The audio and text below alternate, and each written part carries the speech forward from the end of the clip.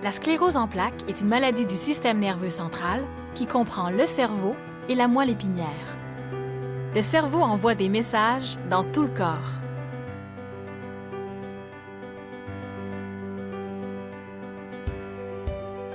Les messages partent du cerveau, descendent le long de la moelle épinière, puis par les nerfs, et se rendent dans toutes les parties du corps.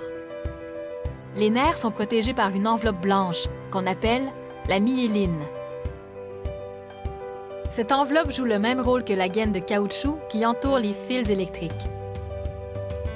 Lorsqu'une personne a l'ASP, la myéline est abîmée. Les messages du cerveau sont ainsi ralentis ou bloqués.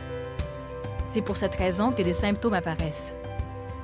Les symptômes de l'ASP sont variables et différents d'une personne à l'autre. En fait, la nature des symptômes dépend de l'endroit où sont situées les lésions sur la myéline. Parfois, les symptômes restent, parfois, ils s'en vont. La fatigue est le symptôme le plus fréquent chez les personnes touchées par la maladie. La fatigue reliée à l'ASP est différente de la fatigue ressentie après avoir fait, par exemple, beaucoup de sport. Une personne ayant l'ASP peut être fatiguée après avoir fait des tâches courantes, comme aller à l'épicerie. Il existe plusieurs autres symptômes, notamment les sautes d'humeur, les faiblesses dans les jambes et dans les bras, les engourdissements, les pertes d'équilibre, les problèmes visuels, les douleurs, les pertes de sensibilité, les tremblements, les troubles de la mémoire. Il existe 3 principales formes de sclérose en plaques. La forme cyclique, ou poussée-rémission, la forme progressive secondaire et la forme progressive primaire. La forme cyclique est la plus courante. Elle est composée de poussée et de rémission. Lors d'une poussée, des symptômes apparaissent ou s'aggravent. Par la suite, ces symptômes se stabilisent puis diminuent ou disparaissent. C'est alors que commence la rémission. Certaines personnes ont souvent des poussées, alors que d'autres en ont rarement. Les poussées qui se produisent ne sont pas nécessairement de plus en plus fortes. On peut en avoir une plus forte, suivie d'une poussée de courte durée avec peu de symptômes. Certaines personnes ont la forme cyclique, mais un jour, il n'y a plus de poussée ni de rémission. Les symptômes sont toujours là et ils peuvent s'aggraver. Il peut aussi arriver que d'autres symptômes apparaissent. C'est la forme progressive secondaire. La forme la moins fréquente est la forme progressive primaire. Les symptômes apparaissent dès le début de la maladie et ils peuvent s'aggraver. Il peut aussi arriver que d'autres symptômes apparaissent. Les personnes qui ont cette forme ne font jamais de poussée.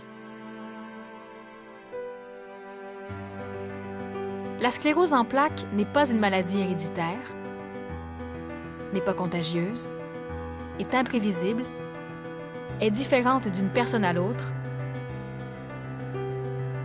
est variable, ce qui veut dire qu'il y a de bonnes journées et de moins bonnes journées, est rarement mortelle. On peut vivre longtemps avec l'ASP. La majorité des personnes ayant l'ASP n'utiliseront jamais de fauteuil roulant de façon permanente. La canne et le fauteuil roulant sont des outils qui peuvent être très utiles pour continuer à faire le plus d'activités possible. La sclérose en plaques touche principalement des personnes de 15 à 40 ans, dont 3 fois plus de femmes que d'hommes.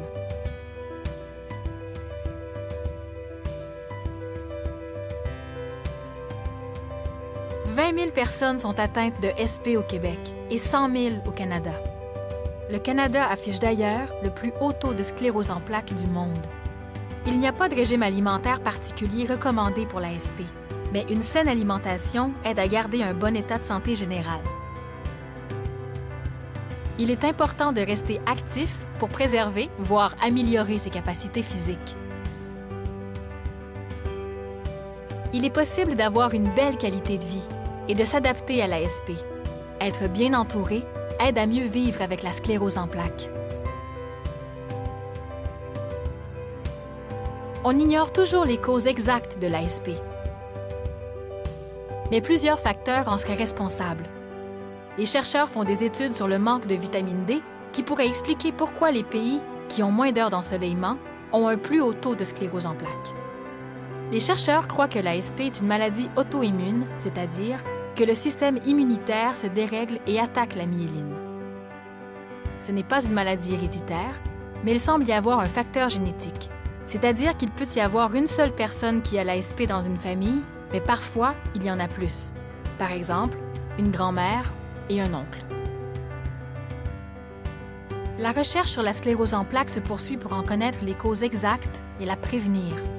Les chercheurs tentent de trouver d'autres traitements afin de ralentir l'évolution de la maladie et pouvoir, un jour, la guérir.